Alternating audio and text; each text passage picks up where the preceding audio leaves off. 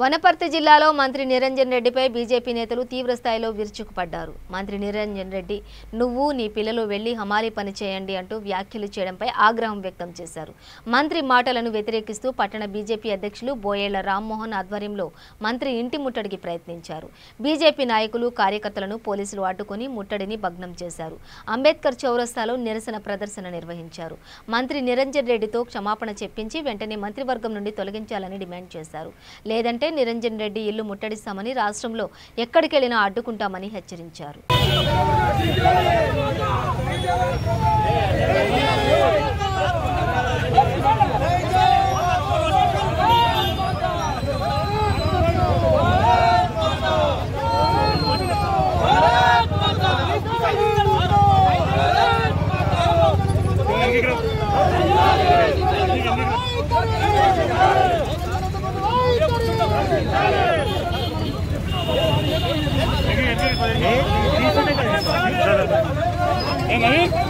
మనం డిస్టర్బ్ చేయకు అనవసరం.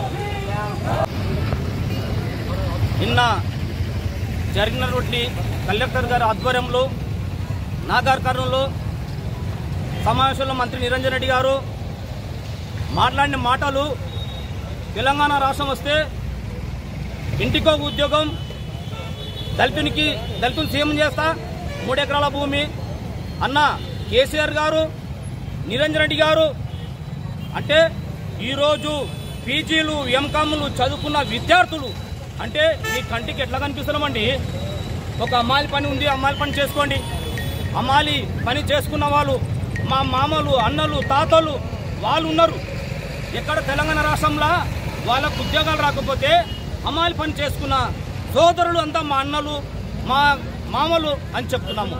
ఎందుకంటే చదువుకున్న వాళ్ళంతా ఏం పని చేస్తున్నారండి? అమ్మాయి పని చేసుకోండి. అది కూడా జీవనోపాధి కదా. ఎంత విధంగా అంత నీచమైన మాటలా? ఒక విద్యార్థులు అంటే కడుపు కూలి కష్టం చేసుకొని తల్లిదండ్రులు నా కొడుకులు చదువుకొని ప్రయోజకులైతే నాలాంటి ఇబ్బందులు కష్టాలు చేయొద్దని చెప్పి అన్నమ్మ కష్టాలు వాడి విద్యార్థులను ఎంతోమంది తల్లిదండ్రులు చదివించి ఈరోజు మిమ్మల్ని వాళ్ళని ఒక స్థాయిలో ఉండాలని చూడాలని వాళ్ళ ఆకాంక్ష. అలాంటిది మీరేం చేస్తున్నారు?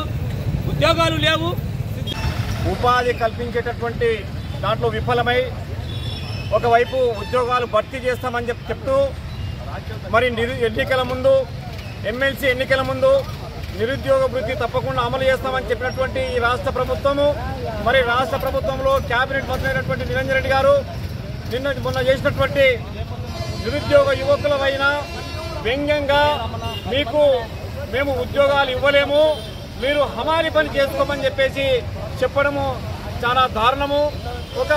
ఎందుకంటే చదువుకున్నటువంటి విద్యార్థులను, యువకులను మరి హమాలీలుగా తయారు చేసినటువంటి ఈ రాష్ట్ర ప్రభుత్వం యొక్క పనితీరు చాలా అధ్వాన్నంగా ఉంది. ఒకవేళ ఈరోజు సెల్ఫ్ ఎంప్లాయ్మెంట్ స్కీమ్స్ అనేకమైనటువంటి మరి సెల్ఫ్ ఎంప్లాయ్మెంట్ క్రియేట్ చేసి నిరుద్యోగ యువకులకు ఒకరొకరిని ఒక ఇండస్ట్రీస్గా తయారు చేసి వాళ్ళు 100 మందికి, 50 మందికి, వేలాది మందికి ఉపాధి